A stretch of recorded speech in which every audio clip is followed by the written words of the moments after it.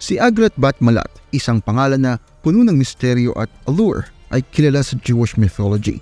Kilala din siya sa ibang pangalan, kaya ng Igarat at Ryukia Zerizeon, at sumasagisag siya bilang isang demonyo at succubus. Madalas siyang pinag-uusapan sa mga tagong sulok ng mythological lore. Sa videong ito, tatalakayin natin ang mundo ni Agrat Bat Malat, kung saan malalaman natin ang kanyang mythological profile, ang kanyang nakakabilib na kapangyarihan at yung cultural at historical context ng kanyang existence. Habang inaalam natin ang kanyang kwento, makikita natin ang isang complex character na may malawak na impluensya na umaabot pa nga sa contemporary culture. Tara at samahan mo akong maglakbay sa realm ni Agrat Bat Malat, kung saan nag-intersect ang mythology at mystery. Pero bago pa natin yung diskusyon, make sure i-hit mo like button at i-subscribe ang channel ko kung hindi mo pa nagagawa. At kung gusto mong ma-notify sa bawat bagong video ko, i-click din yung bell icon. Malaking tulong niyo sa akin at sobrang na-appreciate ko yun. Nagawa mo na? Alright, simulan na natin. Si Agrat Bat Malat, isang figure na balot sa misteryo ng Jewish mythology, ay lumitaw bilang isang karakter na puno ng intrigue at enigma. Sa tapestry ng mga demonic entities at celestial beings na makikita sa Jewish texts, may distinct na lugar siya bilang isang demoness at succubus. Madalas i-trace ang origins niya sa Talmud at iba pang mystical writings, kung saan nabanggit siya kasama ng iba pang kilalang demonyo.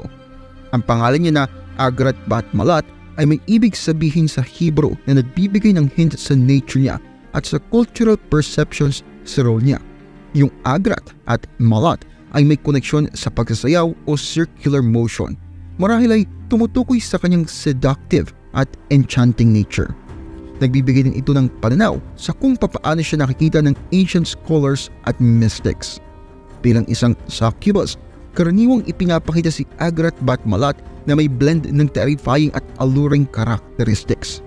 Ang kakayahan niyang akitin at manipulahin ng mga lalaki, kadalasan sa kanilang mga panaginip, ay core part ng mythological profile niya. Sa mga kwento, inilalarawan siya na lumilipad sa gabi, nagpapakalat ng gulo at ng takot. Nag-aambag ito sa portrayal niya bilang figure ng darkness at mystery.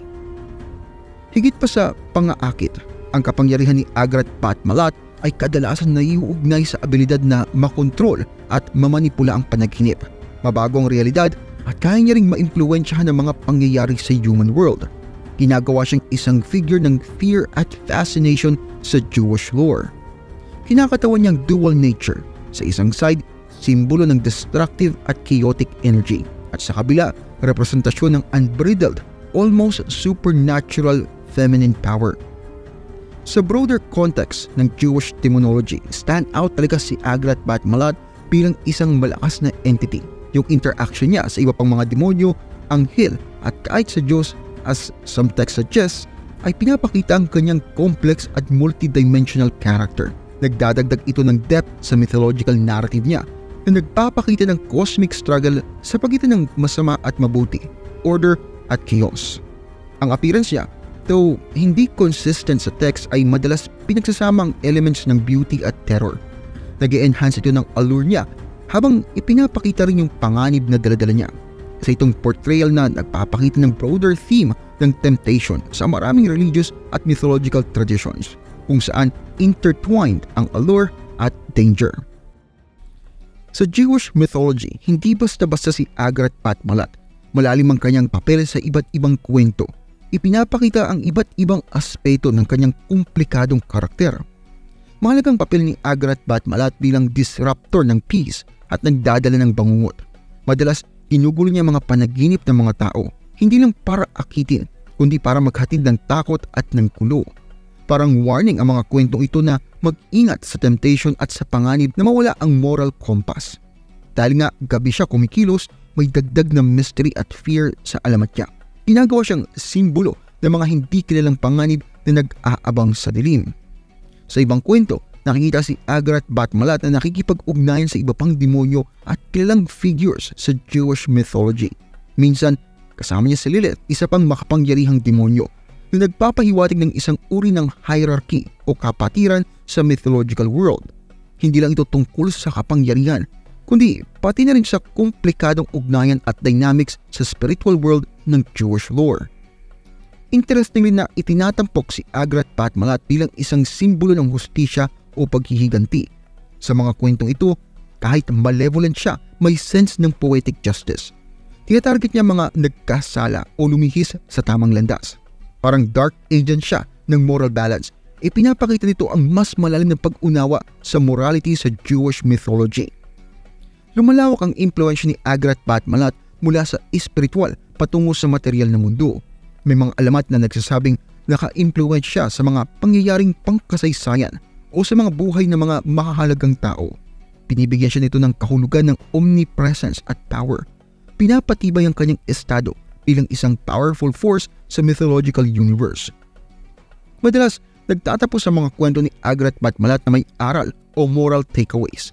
Maging ito man ay pabala laban sa mga pang-akit na kasamaan o paalala ng palaging labanan sa pagitan ng mabuti at masama. Puno ng ethical at spiritual lessons ang kwento niya. Hindi lamang para sa libangan, kundi naglalayong din itong maghatid ng mas malalim sa religious at moral teachings. Si Agrat Patmalat, kaya ng maraming mythological entities, ay may mga hamon at kontrobersya din.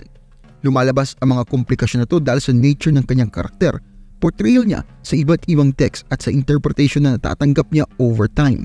Mahalaga na harapin ang mga challenges at kontrobersya para mas maintindihan natin ang role niya sa Jewish mythology at impact niya sa cultural narratives. Isa sa mga main challenges niya ay yung interpretation ng character niya in terms of gender dynamics at representations.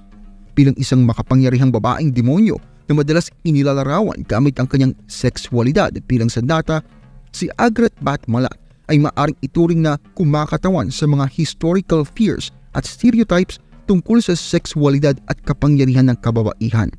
Tinatawag ito ang pansin sa kung paanong inilalarawan ng mga babae na madalas ay refleksyon ng patriarchal views ng mga panahong isinulat ang mga kwentong ito. Ang challenge dito ay papaano i-reconcile yung historical perspectives sa contemporary understanding sa kasarian at sexualidad. Isa pang controversy ay yung depiction ng kasamaan at papel ng demonic figures sa Jewish mythology. Si Agrat Patmalat bilang isang demoness ay inherently linked sa tema ng kasamaan at moral corruption. Pwedeng humantong ito sa simplistic interpretations ng kanyang karakter bilang isang malevolent na hindi pinapansin ang mas malalim na bahagi ng kanyang papel sa mythological narrative. Ang challenge dito ay intindihin ang kanyang karakter within the broader context ng Jewish theology at ang mga perspectives nito sa good and evil, free will at divine justice. May kontrobersya din sa paglalarawan ng kasamaan at papel ng mga demonyong figura sa mitolohiyang Hudyo. Si Agrat Patmalat bilang isang demonyo ang likas na nakaugnay sa mga tema ng kasamaan at moral corruption. Pwedeng humantong ito sa mga simplistic interpretation ng kanyang karakter bilang purong kasamaan lamang na hindi pinapansin ang mas malalim na bahagi ng kanyang papel sa narrative. Ang hamon dito ay maunawaan ng kanyang karakter sa mas malawak na konteksto ng Jewish theology at ang pananaw nito sa good and evil, free will at divine justice. Yung adaptation ng kwento ni Agrat Patmalat sa modern media at culture ay may challenges din. Kahit na nagbibigay ito ng mas malawak na recognition sa kanyang karakter, madalas ay may pagbabago silang ginagawa sa original mythological narratives na maaring magpalabo sa kanyang paglalarawan at kahalagahan. Nagdudulot ito ng katanungan tungkol sa kanyang balanse sa pagitan ng creative interpretation at pagiging tapat sa original culture at mythological context. Moreover, may challenge din sa pag-engage respectfully sa Jewish mythology at sa mga figures nito. Tulad ng anumang culture at religious tradition, importanteng lapitan ng mga kwento na ito ng may sensitivity at pag-unawa sa kanilang cultural significance. Ang maling pag-interpret o disrespect for portrayal ng mga figures kagaya ni Agrat Patmalat ay maaaring magdulot ng maling pag-unawa o offense na nag-highlight ng pangangailangan para sa maingat at informed engagement sa mga mythology na ito. Si Agrat Patmalat, isang figure na nakabalot sa hiwaga ng Jewish mythology, ay isang testament sa enduring power at complexity ng mythological characters. Ang kanyang paglalakbay sa mga kwento ng folklore at pagpasok sa mundo ng contemporary culture ay nagpapakita ng dynamic at multifaceted nature ng mythology at ng kanilang mga characters. Si Agrat Patmalat ay hindi lang simbolo ng kadiliman at tukso, pero refleksyon din siya ng cultural, moral at existential themes na nag-resonate across times at societies. At kung nagustuhan mong ginagawa ko dito, huwag kalimutan mag-like at mag-subscribe. Maraming salamat sa panonood at kita-kits tayo sa next video.